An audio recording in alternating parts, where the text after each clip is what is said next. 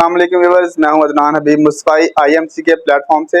आज मैं आपको बताऊंगा कि काफ़ी लोगों के ये क्वेश्चंस हैं कि जो रिसेंटली 2023 पाकिस्तान का बजट बोला है उसके हवाले से कि प्रॉपर्टी में क्या टैक्सेस ऐड हुए हैं और मतलब क्या वो माइनस प्लस हुआ है, उसके बारे में मैं आपको बताऊँगा।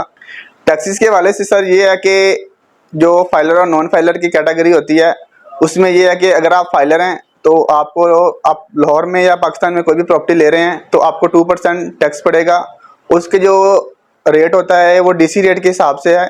जो गवर्नमेंट का DC रेट है वो इधर लाहौर में बहरिया टाउन में 10,37,500 रुपये है फी मरले के हिसाब से। ठीक है, अगर आप जितने मरले का भी प्लॉट ले रहे हैं, फ़र्ज़ करें आप 10 मरले का प्लॉट ले रहे हैं तो आप इसको 10 से डिवाइड करेंगे तो वो आई थिंक 1,37,00,000 कुछ बनेगा।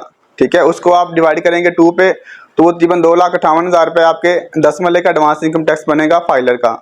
और नॉन फाइलर का जो टैक्स है सर वो 7% होता है। अगर आप नॉन फाइलर हैं तो फिर आप इसको 7 पे डिवाइड करेंगे।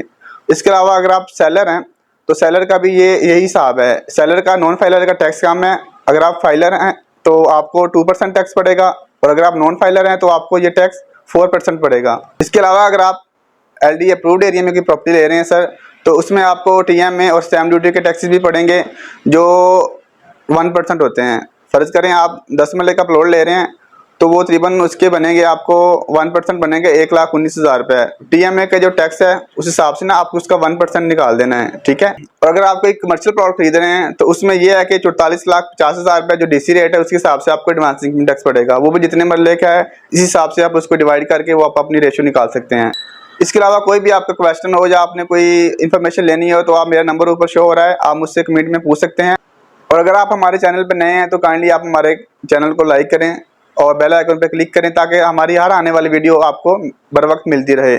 साथ ही अपने होस्ट अदनान हबीब को इजाज़त दीजिए। अल्लाह हाफिज़।